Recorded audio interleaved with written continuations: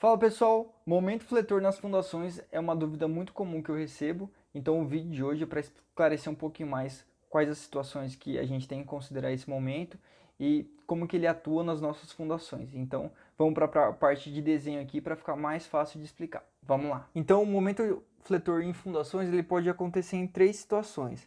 Quando você tem o próprio momento da estrutura, né, calculado lá pelos softwares ou pela mão, ou na mão mesmo você pode calcular, por conta de excentricidade ocorrendo no pilar ou por conta de esforço horizontal. Isso serve tanto para fundação rasa ou para fundação profunda. Uma coisa importante da gente lembrar é que o momento atuando no eixo X, ele vai ter uma resultante em Y, né, para você fazer o travamento em Y. E um momento atuando em Y, você vai ter que fazer um travamento em X, né? Então, por exemplo, aqui eu tenho um pilar olhando de cima, né? Quando esse pilar ele está sofrendo um momento Y, a gente tem que fazer um travamento, por exemplo, um bloco de duas estacas na direção X. E se for em Y, ou em X, ao contrário, né? O momento em X atuaria aqui, então eu teria que fazer um travamento nessa direção, de maneira bem simplificada. Você poderia armar a estaca também em algumas outras situações, certo? Quando você tem um esforço horizontal, o esforço horizontal vai estar atuando aqui, então um Fx, por exemplo, ele gera um momento em Y, né? Um esforço horizontal em X, quando a gente tem, aqui tem a estaca, aqui tem o bloco de coroamento e o pilar. O Fx está atuando aqui, ele vai ter um braço de alavanca e que ele vai gerar um momento. Força vezes braço de alavanca vai ser um momento nessa posição.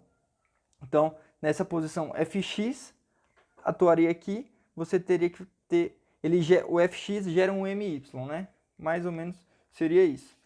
Então, as três situações, você tem lá no seu software de dimensionamento, lá, o EBERIC, TQS, ele traz esses esforços, Fz, Fx, Fy, Mx, My, né?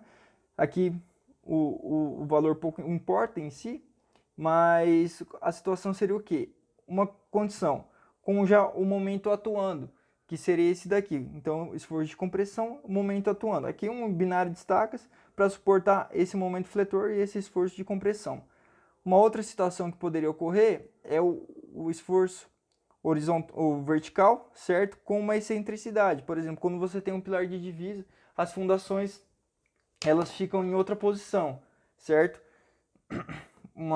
Um pouco deslocada. Então, esse esforço de compressão aqui vertical vezes essa excentricidade, ele vai gerar um momento nessa direção. Então, você tem que considerar esse momento nas suas fundações.